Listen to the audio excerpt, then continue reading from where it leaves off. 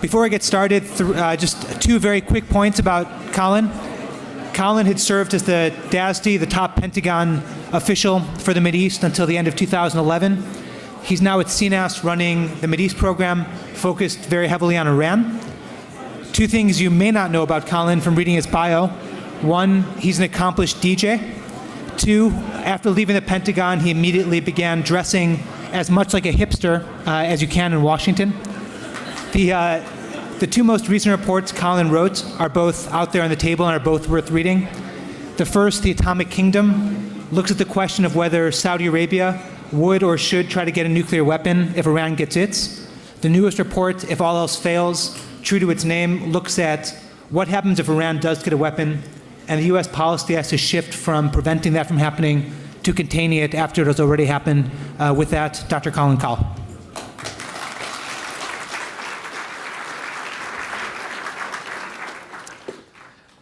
Thanks, Yogi. Thanks to all of you. I know it's late in the day. We've had a lot of great panels, so thanks to all of you who've been sticking around all day. I hope not to put you to sleep. We put out a report about 3 weeks ago called If All Else Fails, The Challenges of Containing a Nuclear-Armed Iran, and it was really the capstone of a 3-report trilogy that looked at the implications of Iranian nuclearization, something that I thought a lot about while I was in the government, but you can never think as deeply about things inside the government as you can think outside the government.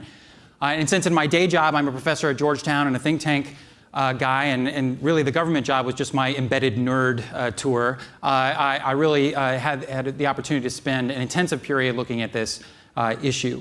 The report, which is out on the table, If All Else Fails, outlines a comprehensive strategy for managing and mitigating the consequences of a nuclear-armed Iran should prevention efforts, up to and including the use of force, fail to prevent Iran from acquiring a nuclear weapon. The report concludes, and it is my firm belief that the emergence of a nuclear-armed Iran would be profoundly destabilizing and contrary to a whole host of vital U.S. national interests. It would embolden Iran to be more aggressive in the region, to increase its support for terrorism, increase its support for militancy. It might encourage others in the region to acquire their own nuclear deterrence or destabilizing nuclear postures. And it would likely spark a crisis and escalation-prone relationship and nuclear rivalry with the State of Israel. All of these things would directly impact many longstanding U.S. national interests in one of the most vital parts of the world. Likewise, our report concludes containing those threats is conceivable. It is possible, but it would be extraordinarily complex, it would be risky, and it would be costly. And doing so would also force a number of profound trade-offs with a number of other top U.S. national security objectives, including our ability to rebalance military assets to Asia, our ability to deprioritize the role of nuclear weapons in our foreign policy, and to advance our broader nonproliferation agenda. And by forcing us to double down on the security commitments to the least democratic countries in the Middle East, it would complicate our reaction to the Arab Spring. For all of those reasons, containing a nuclear-armed Iran is a profoundly bad idea. And the policy of the United States and the Obama administration to prevent, not contain a nuclear-armed Iran is precisely the right policy. But the provocative argument that I hope to advance to you today is that is not an excuse for us to collectively ignore the requirements of containment. Why? Because sometimes things happen that we don't want to happen. And that the purpose of planning and the purpose of think tanks is to think about the things that it's difficult to think about and that we hope never to happen. All right? So in other words, I'm going to argue that we should think about containment even if we hope never to do it. So the Obama administration's policy is clear. Since the outset, the president has made clear that a nuclear-armed Iran is unacceptable. Starting about a year ago, the president has repeatedly stated that his policy is to prevent, not contain, a nuclear-armed Iran. He said that first in the March of 2012. He said it again most recently during his visit to Israel this past March, and you can read the quote here. This has been echoed by administration official after administration official. The president has also made clear that he's committed to using all instruments of national power to achieve this objective, that no option, including the use of force, is off the table. And he said that he doesn't bluff. And on this issue, I think there's reason to believe that he means what he says. Not only because in general I think he means what he says on these issues, but it's clear that a nuclear-armed Iran would pose a very significant threat to a whole bunch of interests that Obama believes are vital interests of the United States. I believe there's no reason to doubt that the president will take all steps necessary to do this. And, by the way, as the Pentagon official in charge of making sure that we had the forces in place in the Persian Gulf to execute any contingency on a moment's notice, I can guarantee you that when the president says all options are on the table is set. That said, there are still ways where we could find ourselves having to do containment even if we didn't want to do it. There are basically 4 pathways that I think are conceivable. The first is acquiescence. That is, contrary to what I just said, maybe you believe the Obama administration isn't genuine when it says that their policy is to prevent a nuclear-armed Iran. I think that is the least likely scenario, even though there are some conspiracy theorists who believe it. In fact, because I was a former Obama administration official, you know, some of my friends to the right of me, when I put out the report, said, oh, this is Obama's secret plan for containment, which is interesting since the report says containment's a bad idea. But anyway, normally it's an 80-page report, and Washington people are busy, so you expect them maybe only to read the executive summary, but apparently they didn't even read the title. Because a lot of people said, well, it's like the title was, I put this on Twitter because I'm that cool, it's like as if the reporter was just kidding. The report was called Just Kidding, The Joys of Containment, right? The report was called If All Else Fails, The Challenges of Containing a Nuclear-Armed Iran. There are real challenges here. I think the administration recognizes those challenges, which is why the president has decided that's not the policy of the United States. But there are a number of other scenarios in which containment could become possible. Iran could achieve an unstoppable breakout capability. Iran could successfully develop a nuclear weapon in secret.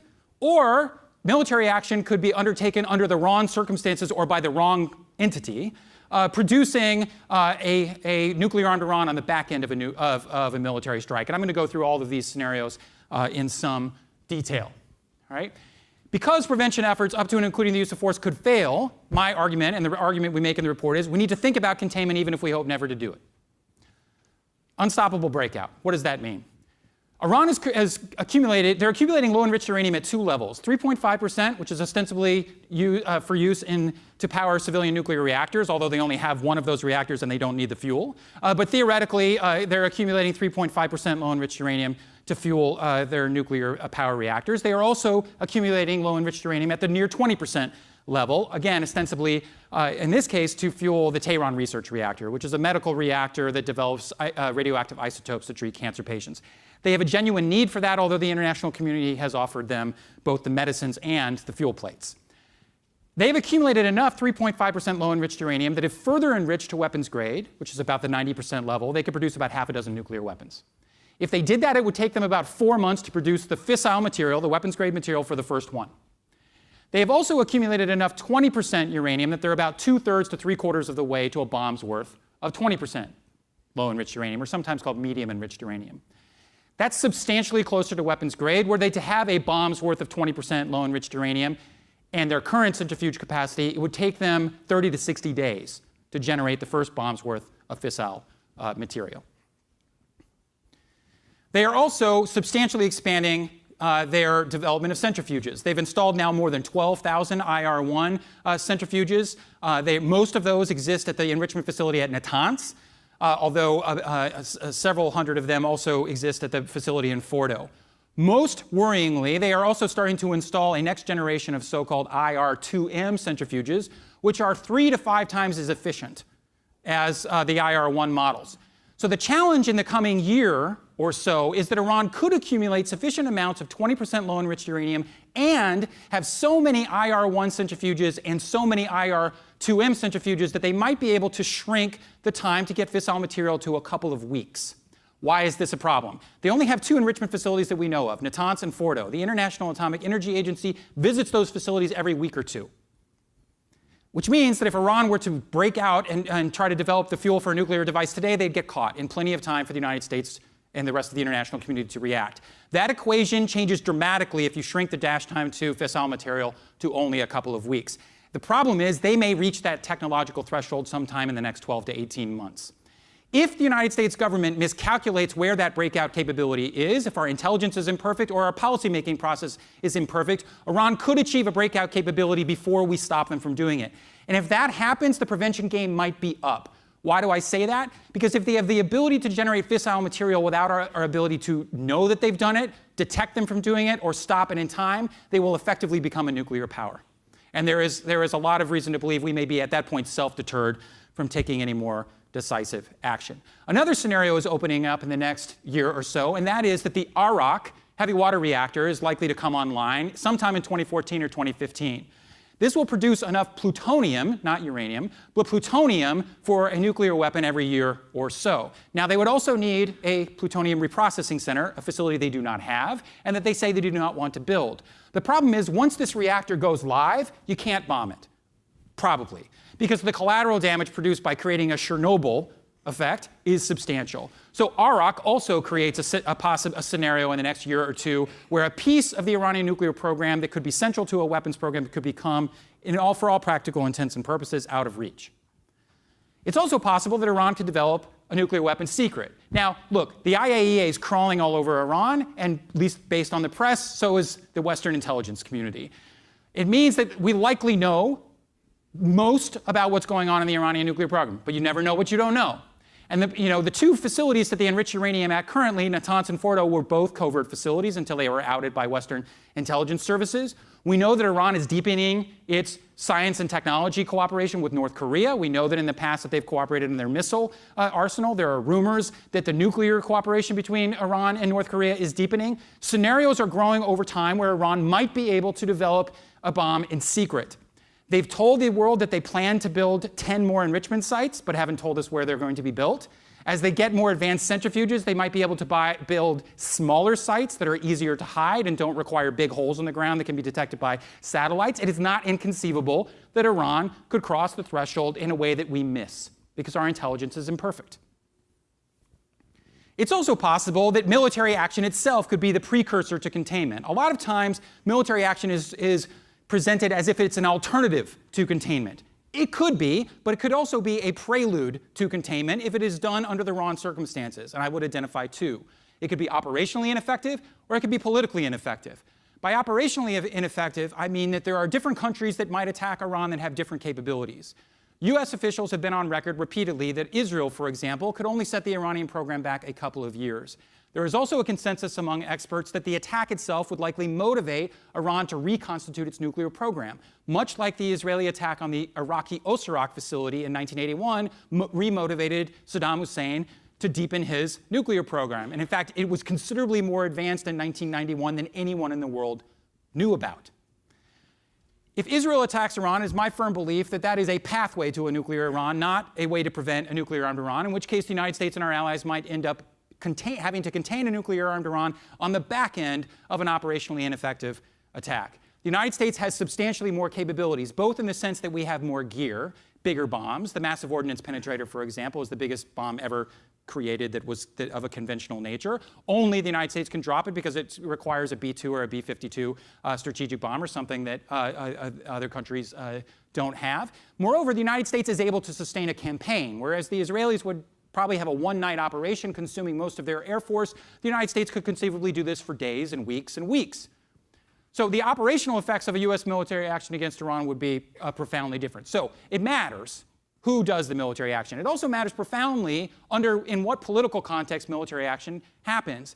If military action happens as a bolt out of the blue with almost no international support, that would also be a pathway to a nuclear-armed Iran. Why? Because the days, weeks, and years after Iran is attacked by whoever, you will have to isolate Iran, maintain the sanctions on Iran. Why? To prevent them from rebuilding their program. If it wasn't the 1991 war against Saddam Hussein that ended his WMD program, it was the 10 years of containment afterwards, the sanctions, the no-fly zones, the intrusive inspections, and that was because there was a huge international coalition that went into that war, which means there was a big coalition after the war. So it matters very much the political and diplomatic context under which military action would be taken. If whoever takes military action is not seen as this being the last resort, but rather it being seen as a choice, if there is no effort to make a sincere and genuine effort to put out all the stops to get a diplomatic solution and build legitimacy if that solution fails, then military action, again, could be the prelude to containment, not an alternative to containment. All right. So the point that I would like to, that basically I'm making is that if you read the report, we outline a strategy for managing and mitigating the consequences of a nuclear Iran. We call it the 5 Ds. because it's memorable, I guess. Deterrence, defense, disruption, denuclearization, and de-escalation. There are a bunch of things that we could do, building off the experience in the Cold War, building off other nuclear rivalries, to mitigate and manage some of the consequences of a nuclear-armed Iran. It is possible, but it would be extraordinarily risky. And the problem is, when the consequences of failure are nuclear war in a part of a world that we care deeply about, right, this is not something that you should entertain lightly. A conventional conflict in the Middle East would be bad enough. A nuclear conflict in the Middle East would be cataclysmic, not only for the residents of the region, but for the global economy and for U.S. interests. So containment is possible, but it would be risky, complex, and the consequences of failure for U.S. vital interests would be profound.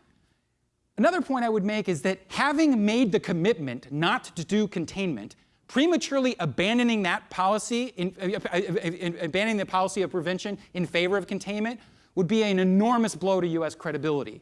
The problem is, effective containment requires U.S. leadership and U.S. credibility, the very leadership and credibility that would be gutted by shifting away from prevention towards containment. Right? So we've put ourselves in a bit of a commitment and credibility trap. Having made the commitment to prevent, not contain, walking away from that commitment would undermine the credibility which is required to implement containment. Right? So we've walked ourselves into that. We can have an honest intellectual debate about whether we should have done that or shouldn't have done that, but we are where we are. Right?